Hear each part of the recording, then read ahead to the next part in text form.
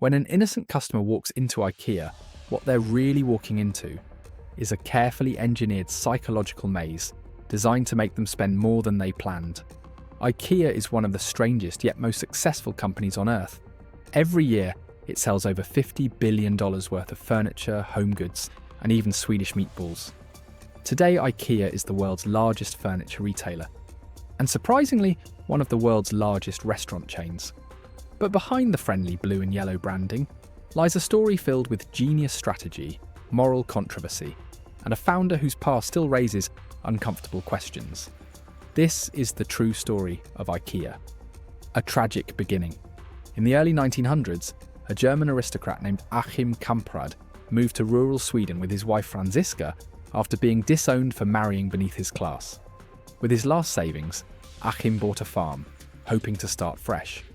But after failing to secure a loan, tragedy struck. The story goes that Achim shot his dogs, and then himself. Franziska, now a widowed immigrant, pregnant and alone, refused to give up.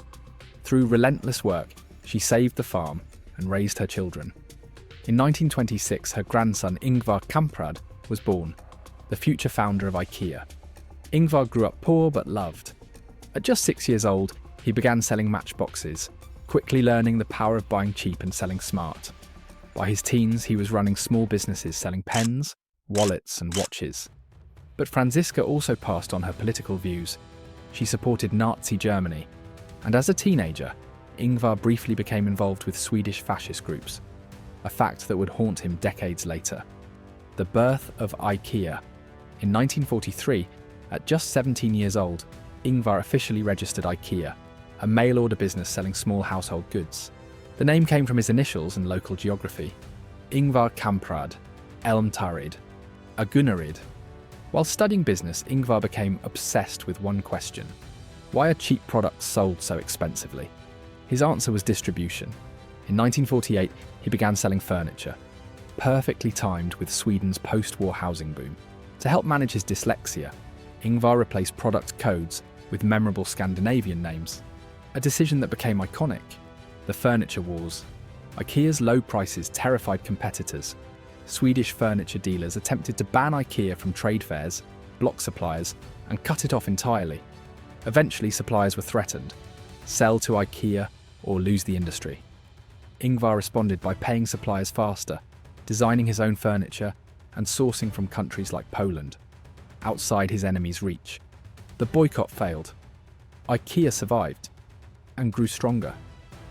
The flat pack revolution. The biggest breakthrough came by accident. Someone suggested removing table legs to fit furniture into cars. The result was flat pack furniture. Costs dropped. Transport became easier. Customers could take furniture home instantly and assemble it themselves. Psychologists later named this phenomenon the IKEA effect. People value products more when they help build them. The IKEA Maze Ingvar then designed IKEA stores to maximize spending. One entrance, one exit, a winding one-way path forcing customers through every department. Expensive items first, cheap impulse items last. This created price anchoring, impulse buying, and long in-store visits. At restaurants, and customers stayed all day. Shopping became an experience. Power, money, and controversy. To avoid Sweden's massive inheritance taxes, Ingvar created an extremely complex corporate structure using foundations and trusts. Today, IKEA is technically owned by one of the world's largest charities, leading many to accuse it of massive tax avoidance. In the 1990s, Ingvar's Nazi past resurfaced.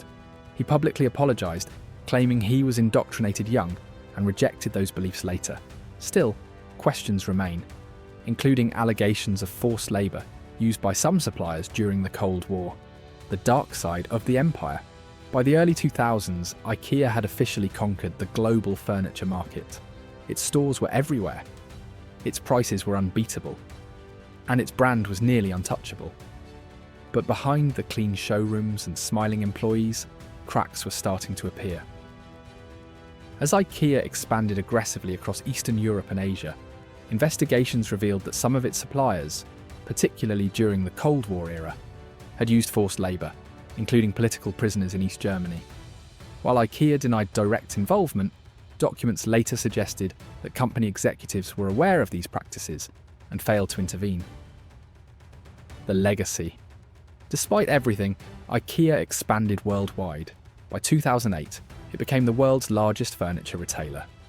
Ingvar died in 2018 at 91, famously frugal, driving an old Volvo and flying economy.